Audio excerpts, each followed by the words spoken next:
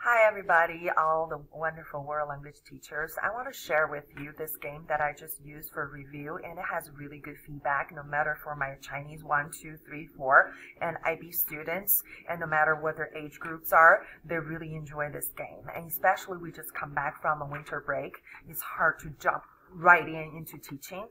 So I use this game as a review game and then to try to review the things that we have learned last semester.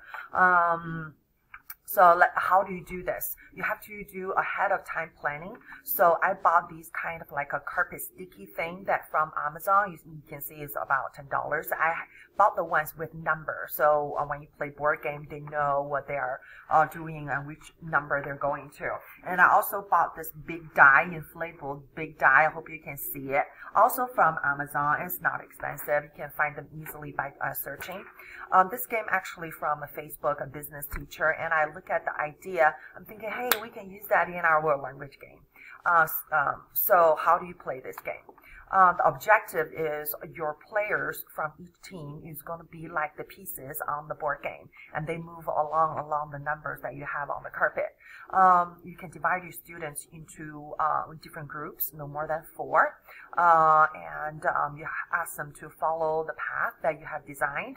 At the beginning, have them choosing a representative as the playing piece, stand behind the starting line. They're going to answer questions in turn.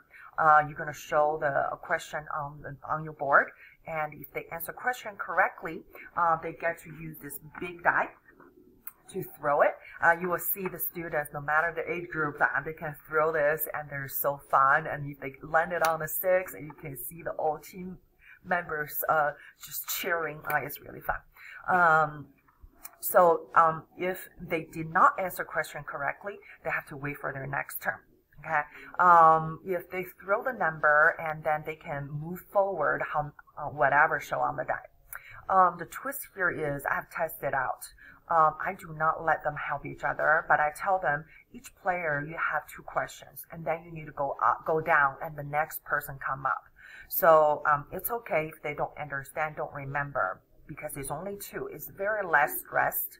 I have tried to help once, but then there will be one student always on the board, and there's other students have no chance.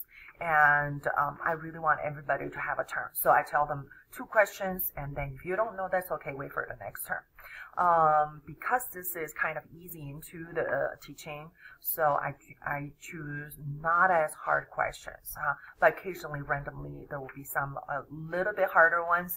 So teacher, you can control what kind of questions, or if you know this group of students come up there and which one maybe can handle the harder questions, you can do that. They will feel the victory.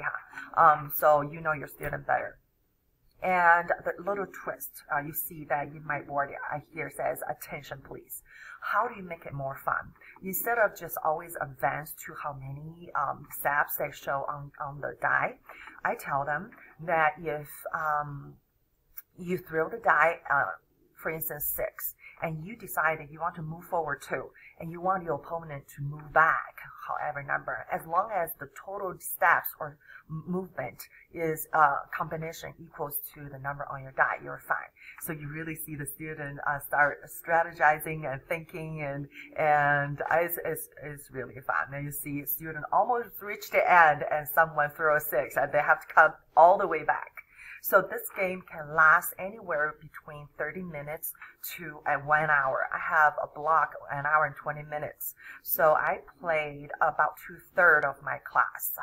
So it's a fun game, very engaging, and then you can see the student, because every 2 they're switching, they're very focused.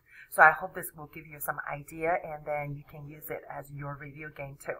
Let me know if you have questions. Thank you.